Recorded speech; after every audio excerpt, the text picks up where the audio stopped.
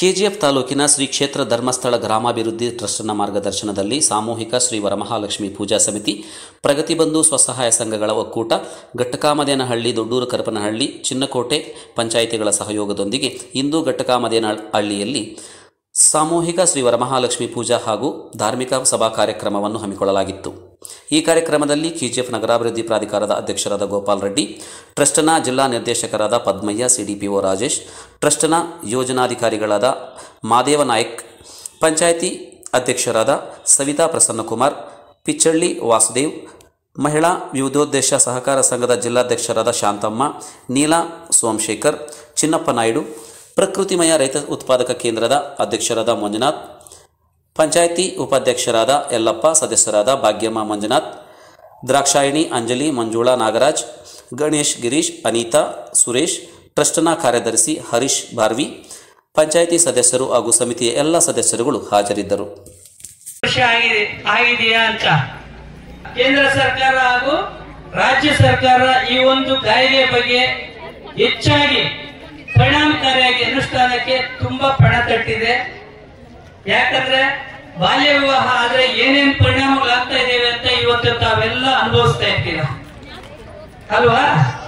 ಇವತ್ತು 14 ವರ್ಷಕ್ಕೆ 15 ವರ್ಷಕ್ಕೆ ಮದುವೆ ಆಗ್ಬಿಟ್ಟು ಒಂದು ಅಬಾರ್ಷನ್ ಆಗ್ತಾ ಇರ್ಬೋದು, ಇನ್ನೊಂದು ಊಟ ಮಕ್ಕಳು ಅಂಗವಿಕಲರಾಗಿ ಹುಡ್ತಾ ಇರ್ಬೋದು.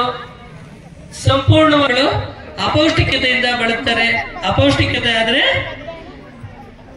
ನಮ್ಮ ದೇಶ ಅಭಿವೃದ್ಧಿಯನ್ನ ನಾವು ಪ್ರಧಾನಮಂತ್ರಿ ಮಾತೃವಂದನಾ ಯೋಜನೆ ಅಂತ ಇದೆ. ಮೊದಲು ದಯಮಾಡಿ ಎಲ್ಲ ಕೇಳಿಸ್ಕೋಬೇಕು.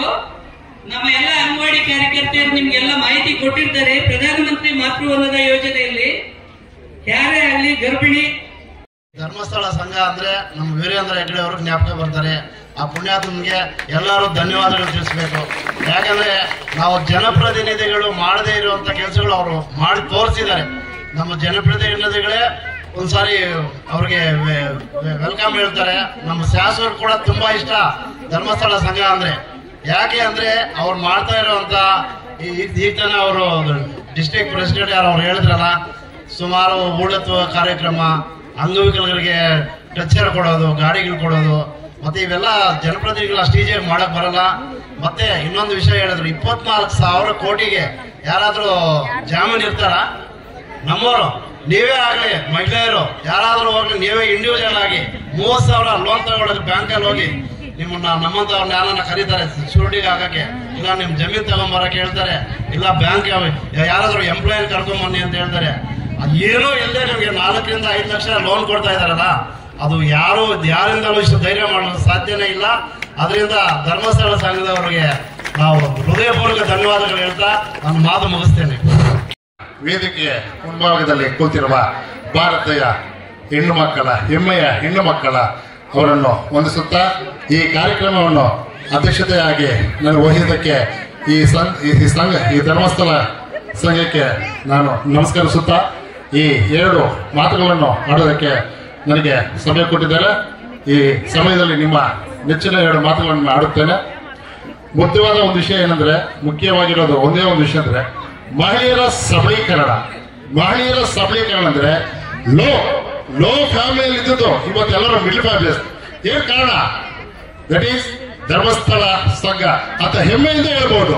ಇವತ್ತು ಈ ವಿಷಯದ ಬಗ್ಗೆ ನೀವು ಹೆಮ್ಮೆಯಿಂದ ಯಾರೇ ಆಗಲಿ ಚರ್ಚೆ ಮಾಡಿ, ನೀವು ಮನಸ್ಸಲ್ಲಿ ನೀವೇ ಒದಿಸ್ಕೊಳ್ಳಿ, ನೀವು ಮನಸ್ಸಲ್ಲಿ ನೀವೇ ತಿಳ್ಕೊಳ್ಳಿ. ಇವತ್ತು ಈ ಮಟ್ಟಕ್ಕೆ ನಾವು ಬೆಳೀತಾ ಇದ್ದೀವಿ.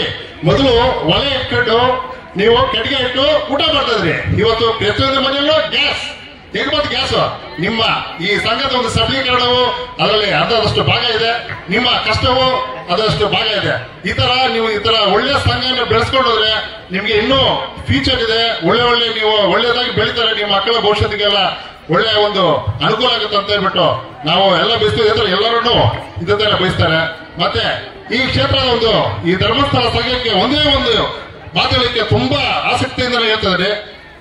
ಇವಾಗ ಎಷ್ಟೋ ಭಾರತ ದೇಶದಲ್ಲಿ ಎಷ್ಟೋ ಒಂದು ಫ್ಯಾಕ್ಟರಿಗಳಿದ್ದಾವೆ, ಎಷ್ಟೋ ಒಂದು ಏನೇನೋ ದೊಡ್ಡ ದೊಡ್ಡ ಸಂಸ್ಥೆಗಳಿದ್ದಾವೆ.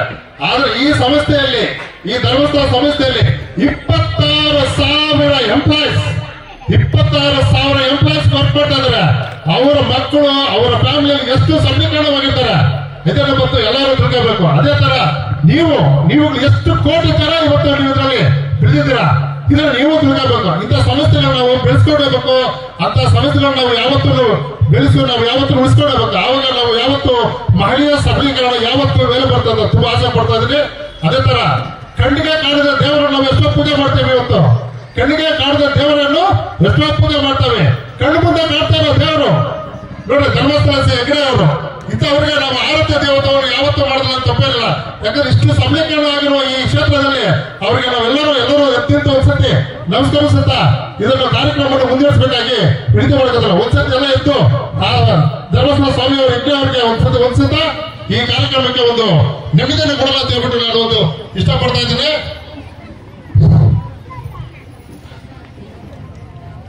ತುಂಬಾ ಧನ್ಯವಾದಗಳಾಯ್ತು. ಇಷ್ಟು ನೀವು ಈ ಧರ್ಮಸ್ಥಳ ಕ್ಷೇತ್ರ ಸಂಘದ ಬಗ್ಗೆ ನೀವು ಇಷ್ಟು ಆಸಕ್ತಿಯಾಗಿ ಇಷ್ಟು ನೀವು ಚೆನ್ನಾಗಿ ಅದನ್ನ ಪಾಲಿಸ್ಕೊಂಡು ಹೋಗ್ತಾ ಇದ್ದೀರಾ. ಇದಕ್ಕೆ ಧನ್ಯವಾದ ಹೇಳುತ್ತಾ ಮಿಕ್ಕಿದ ವಿಷಯವನ್ನು ನಮ್ಮ ಸಂಘದ ಉಸ್ತುವಾರಿಗಳೆಲ್ಲ ಮಾತಾಡ್ತಾರೆ. ಈ ಮಾತನಾಡುವ ಅವಕಾಶ ಮಾಡಿಕೊಟ್ಟ ನಿಮ್ಮೆಲ್ಲರಿಗೂ ವಂದಿಸುತ್ತಾ ನಾನು ನಮಸ್ಕರಿಸುತ್ತಿದ್ದೇನೆ. எல்லாருக்கும் வணக்கம். ஓரிக்ஸ் கிளாத்திங் உங்களை அதிரடி ஆஃபருடன் வரவேற்கின்றது. அக்டோபர் 22 முதல் தொடங்கி நவம்பர் 5 முதல் வரை நடைபெற உள்ளது. எல்லாருமே வாங்க, சந்தோஷமா போங்க.